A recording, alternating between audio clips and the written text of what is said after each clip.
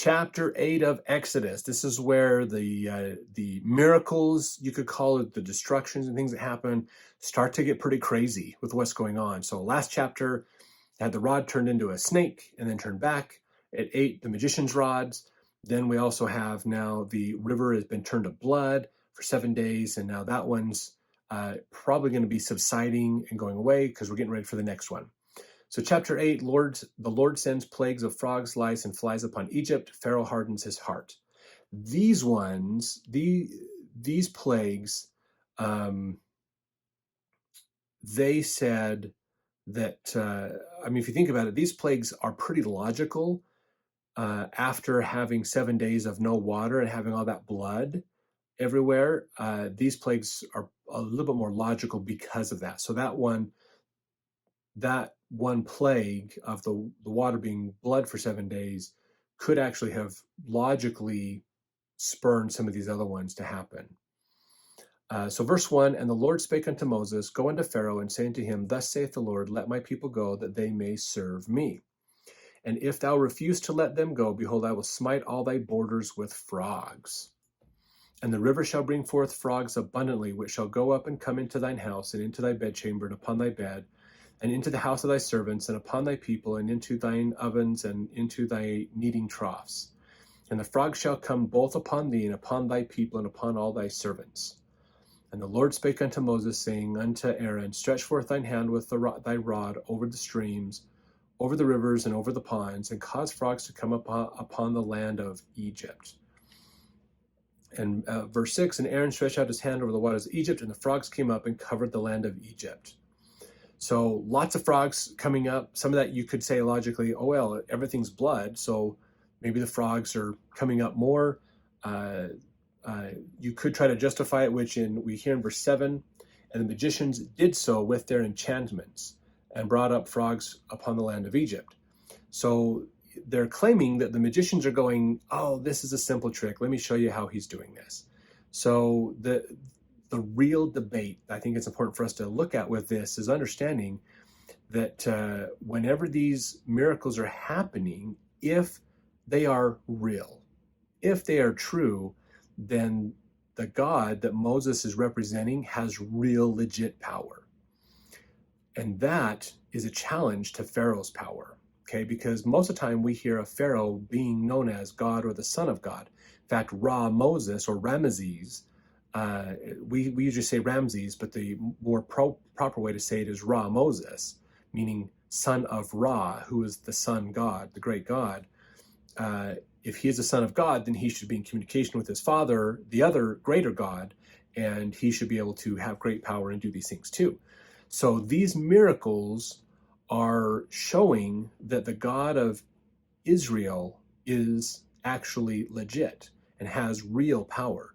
So the magicians are trying to help Pharaoh realize that he has power too, and this isn't, Moses' power isn't greater than your power, basically. Even though I find it funny, like in verse 7, it says that the magicians did this same thing. They showed how to bring forth frogs, basically. But to do it on the scale that Moses and Aaron is doing it, they can't. They're not doing that. They're not like, oh, look, we can make 1 million frogs too appear. They're not saying that. They're probably going, here's a few frogs, basically. Now, is it possible that they're making 1 million frogs appear just like Moses and Aaron? And I say 1 million, just a figure off the top of my head. Yeah, it is possible. Again, if you remember last chapter, we talked about that discussion of Satan having real power to do things. So he could be actually powering these, which would be doubling the plague and the problem, basically, which would end up getting what he wanted anyways, which is Pharaoh hardening his heart and not believing Moses. So that is possible that is happening. But I think there is some possibility that they're just trying to justify how he's doing it. So it's like exposing a magician's trick to kind of get that allure away that, oh, there really isn't any power here. This is a trick. And we can do it too. So that justifies Pharaoh, you're not any less of a powerful person than Moses and his God, basically. That's the real debate, I think, that's underlying a lot of this.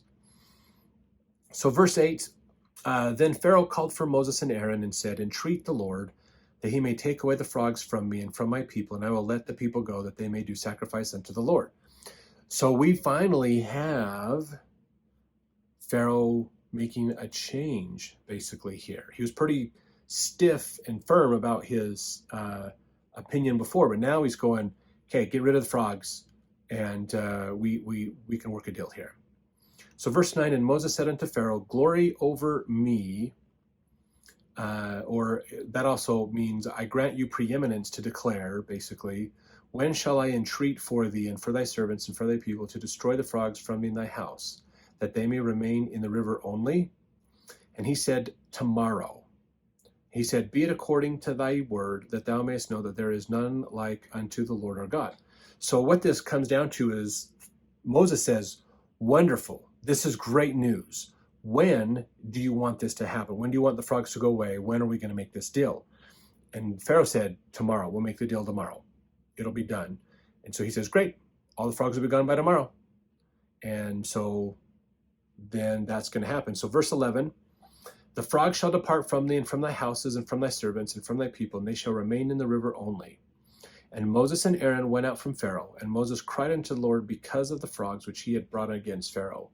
And the Lord did according to the word of Moses. And the frogs died out of the houses, out of the villages, and out of the fields. And they gathered them together upon heaps, and the land stank. So they took these frogs, all the frogs, they didn't necessarily all hop away and leave, but the frogs all died. They all were gone, basically. They died off.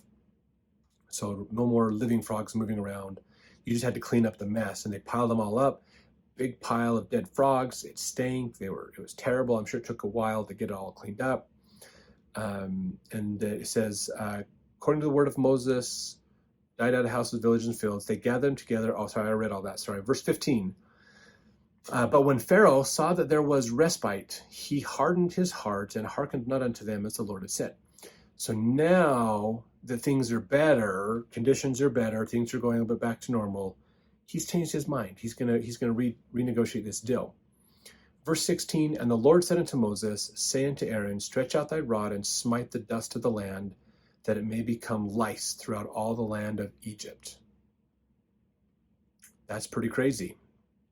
That's pretty crazy. And if you think about it, lice is like a little bug. Most of us think about the hair lice, gets in your skin, things like that. You're gonna have lice everywhere. So everybody's gonna end up dealing with lice. Lots of problems, a lot of health conditions and issues that'll come because of that, because they bring disease with them. So now basically Pharaoh's reneged, and so now the next plague is coming. So verse 17, and they did so, for Aaron stretched out his hand with his rod and smote the dust of the earth, and it became lice in man and in beast, and all the dust of land became lice throughout all the land of Egypt. That is crazy to have that much lice. Like just the dust just all turns into lice. That's got to be insane to see. Verse 18, and the magicians did so with their enchantments to bring forth lice, but they could not. So there were lice upon man and upon beast. So we finally have something they can't explain. Pharaoh probably went back to them and said, okay, guys, this is the next plague that Moses has put on us with his God. Is it real? And they're going, oh, we can figure this out, but they can't. They couldn't figure out how he made the lice. They're going, this is crazy. It's because, think about it. The whole point is to get rid of lice. People want to get rid of lice. They wash, they bathe, they clean, they do things to try to de-lice everything because they are such a pest and a problem. To have them suddenly spawn and appear like that is crazy. So this is the first miracle that the magicians with their enchantments couldn't make happen. They couldn't figure this one out. Verse 19, then the magicians said unto Pharaoh, this is the finger of God. And Pharaoh's heart was hardened, and he hearkened not unto them as the Lord had said. So basically they're like, we can't get rid of these lice. We can't deal with this. We don't know what this is. This is real. This lice is real. This is real. We have no idea how he did this. Maybe it is the power of God that did this. So they have finally met their match, basically. And Pharaoh's pissed. Pharaoh's really pissed. Now, this is not an uncommon theme that happens. Abraham faced something similar in his day and age as well, realizing that, okay, when because Pharaoh, and this happens to a lot of kings, lots of kings believe this. They have to show the people they have real power. So what happens in most times, who is the one that coronates the king or gives that power to the king? It's a priest. Where does the priest get that power? Well, if the priest is a representative of God, then it is showing the blessing of God on the king, which means everybody should follow him because God is anointing that person to be king. So the perceived power of a king usually comes from the rituals, making everyone believe that God has sanctioned that person to be king. And thus, if God said so, you need to follow him. So that's usually what happens, and that's usually how Pharaoh gets to be there. But now we're finding that that's not working. If you remember back in the story of Abraham, we have the story of Pharaoh trying to get rid of Abraham, and angels are coming down to save Abraham. And so Pharaoh has to acknowledge that Abraham has real, actual authority from God. Pharaoh wanted it, and Abraham couldn't give it to him. And so Pharaoh tried to kill him, and Abraham was spared by angels. And so Pharaoh had to acknowledge, your God is greater than my God, which meant we can't both exist in the same kingdom at the same time. So because this is my kingdom, you got to leave. So Abraham was kicked out of Egypt because you can't have, if Abraham stayed, you can't have Pharaoh there because Pharaoh's perceived power, Abraham has real power. And that's not going to work because that's going to crumble. Once people realize Abraham has the real power and not Pharaoh, no one will listen to Pharaoh and they'll want to worship and deal with Abraham as their king. So it completely obliterates and destroys this Potemkin concept of power in government. And so that's what we're facing here as well with these plagues, is realizing that the government can't figure this out. They can't solve this problem. They can't deal with this, which means Moses and his God has real power. And so that's the problem that we're running into. And Pharaoh's mad because this is a challenge to his power and ability as the Pharaoh. And if it is Moses, he's the son of God and he can't stop the plague. Isn't his dad technically the person who enabled the plague as God, or one of the great gods? Why can't he solve this? And if his people realize he can't solve this, then Pharaoh's in a pickle because now it's a question to his authority as a governor of the land, as a king or a ruler. So that's going to cause problems. And so this is part of the dynamic that Pharaoh's having to deal with in his mind. He's mad. Okay, so verse 20, the Lord said unto Moses, rise up early in the morning and stand before Pharaoh. Lo, he cometh forth to the water, and said to him, thus saith the Lord, let my people go, that they may serve me. So this is almost word for word the same thing he said last time they met upon the water there. Verse 21, else if thou wilt not let my people go, behold, I will send swarms of flies upon thee and upon thy servants and upon thy people into thy houses, and the houses of the Egyptians shall be full of swarms of flies, and also the ground whereon they are. And I will sever in that day the land of Goshen, in which my people dwell, that no swarms of flies shall be there, to the end thou mayest know that I am the Lord in the midst of the earth. And I will put a division between my people and thy people. Tomorrow shall this sign be.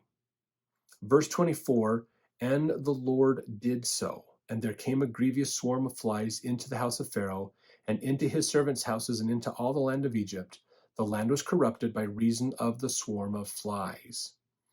So now we've got these flies coming in. And you have to realize we had 7 days of lots of blood all over the land. And so blood goes bad and coagulates and dries up and stinks and has problems.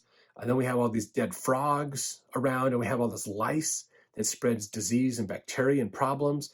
So it kind of makes sense that flies are going to be next, because they're going, woohoo, everything is just being destroyed. We like that. Flies like to feast on what's falling apart, basically, which honestly isn't that different if you think about it, because the concept of the bee is a very important one to Egypt. They, in essence, worshipped bees. They saw bees as a sacred emblem of resurrection, of taking something that is falling apart and giving new life because of it. Because the bees would get the pollen from dying plants and use that to make new life somewhere else. They'd eat the dung of the flies and bees would eat the dung and then populate new life somewhere else. So the bee, kind of akin to the fly. Sometimes the word fly is used, but the bee, you'll find the symbol of a bee sometimes in Egyptian hieroglyphs, but not very often, because it was so sacred they didn't talk about the word of bee, the name of a bee. Interestingly enough, the name for bees or a beehive is actually Deseret, as in the Egyptian language, basically. Kind of cool. Lots of cool, fun stuff you get to learn about that. All right. So now this is happening. Flies everywhere except the land of Goshen. The land of Goshen doesn't have flies, but everywhere else in Egypt, it's got flies. Lots of problems. So this is just crazy. I'm sure the Egyptian magicians are like, man, this is way out of our league. We have no idea. This is nuts. This is crazy what's going on. So then verse 25, and Pharaoh called for Moses and for Aaron and said, go ye sacrifice to your God in the land. Pharaoh's had another change of heart. He is finally going, okay, enough's enough. This is crazy. I mean, frogs are annoying. And I'm sure that was a horrible, stinky and annoying problem. The lice is probably a horrible problem. You got to admit, having a swarm of flies everywhere around you is just mind-numbingly annoying. If you've ever had flies, you've been around like cows or horses, and there's just tons of flies flying around. I couldn't even imagine that. They are just annoying. Just the fact that they're flying around you is annoying enough, let alone landing on you or being all over the place. So Pharaoh's finally said, go do your sacrifice. Take the people, leave Egypt, go sacrifice. Verse 26, and Moses said, it is not meet so to do. Okay, so that's important to look at, or it wouldn't be right. For we shall sacrifice the abomination of the Egyptians to the Lord our God. Lo, shall we sacrifice the abomination of the Egyptians before their eyes, and will they not stone us? So he's realizing that it's not that simple, Pharaoh. This isn't, it wouldn't be right to go do an Egyptian sacrifice, basically, the way you guys do it. We have to do it our way. We have to leave, and we're not planning on coming back. Verse 27, we will go 3 days' journey into the wilderness and sacrifice to the Lord our God as he shall command us. So they're going, we're not doing it the way you want, Pharaoh. We're sacrificing the way God wants us to sacrifice. Verse 28, and Pharaoh said, I will let you go, that ye may sacrifice to the Lord your God in the wilderness. Only ye shall not go very far away. Entreat for me.